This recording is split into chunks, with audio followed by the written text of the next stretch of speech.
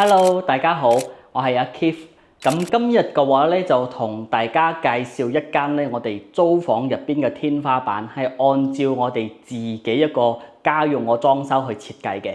咁我哋一齊嚟睇一睇先。依家我哋嚟睇緊呢個咧係一個89平方嘅3房2廁嚇。做咩講呢個單位咧係我哋一個出租入邊嘅出租房一個租房嘅天花板咧，係因為呢個單位嘅裝修咧，俾我都係眼前一亮嘅嚇。我哋喺中山咁多樓盤都未見過話出租可以做成咁靚嘅單位去做出租，簡直係按照我哋家居一個居住嘅出租嘅。嗱，門口呢度咧就有我哋一個小米嘅門鎖嚇，呢個咧就智能門鎖嚟嘅。咁我哋門口咧就呢度做咗一個鞋櫃位啦，咁你可以坐住換鞋嘅。呢度上排鞋櫃同埋我哋一個餐邊櫃都有。咁個廳咧 sofa 嚇，飯台喺呢一邊。咁我哋個廳咧，你見到係兩邊呢度做咗護牆板，呢邊都係做咗護牆板嘅。咁我哋係做咗呢個冷氣機啦，我哋係一個風管機，咁同埋做翻一個無柱燈嘅假天花。包括嘅話咧，我哋租盤講緊咧係非常之少係封咗露台嘅。嗱，呢度做咗露台嘅通鋪，不單止呢個景觀咧都係非常之靚嘅，見到嘛？視野無遮擋。如果係藍天白雲嘅話咧，個景觀咧就更加舒服啦。咁呢度咧就係我哋個露台，呢度有個露台櫃，到時我哋擺洗衣機嘅，係。咁個廚房咧就未做好嘅，所以我哋依家今日參觀唔到廚房。如果想睇廚房有幾大嘅話咧，可以隨時私信我嚇。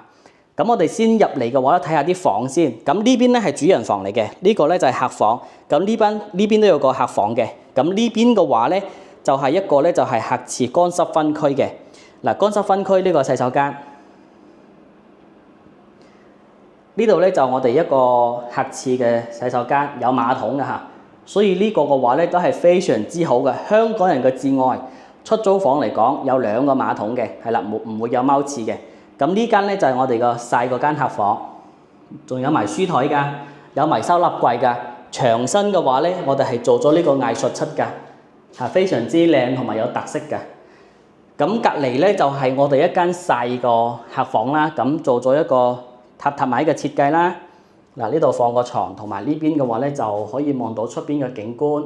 嗱，同樣都係有張書台嘅，同埋呢度都有啲收納櫃嘅，係啦。最主要嘅話咧，我哋要睇一睇個主人房先。呢度係我哋個主人房。主人房入門呢度咧，我哋係一個衣櫃嘅，一個大嘅衣櫃收納櫃喺呢一度。咁呢度咧係我哋主人房個洗手間。呢邊咧係我哋個床嘅。先睇翻洗手間。嗱，呢度嘅話咧就都係做咗乾濕分區啦。咁咧就應有嘅嘢全部都有啦，鏡櫃啦、馬桶啦、洗面盆啦，呢啲咧全部都係有嘅。咁個主人房咧係擺咗一個咧就6尺床嚟嘅，係啦。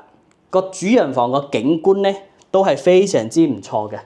主人房咧同我哋個露台望出去嘅景咧都係一樣，都係冇任何嘅遮擋嘅。包括嘅話咧，我哋嘅牆身咧係做咗呢個牆布嘅，非常之溫馨。所以呢個單位可以講翻我哋中山出租入邊嘅話咧，呢個標準係非常之高噶啦，就係按照我哋家居嘅一個居住環境去做呢個設計嘅，係啦。睇咗咁多啦，你覺得呢一個單位咧攞嚟出租咧係咪好嘥咧？其實呢個單位咧確實嚟講係非常之唔錯嘅。咁如果你中意呢一個單位嘅話咧，可以隨時 PM 我啦。咁大家記得一定要關注我個 channel 同埋俾翻個 like 我啦。係啦，咁我哋呢一期嘅話就喺呢一度噶啦。咁我哋下期咧就再見，拜拜。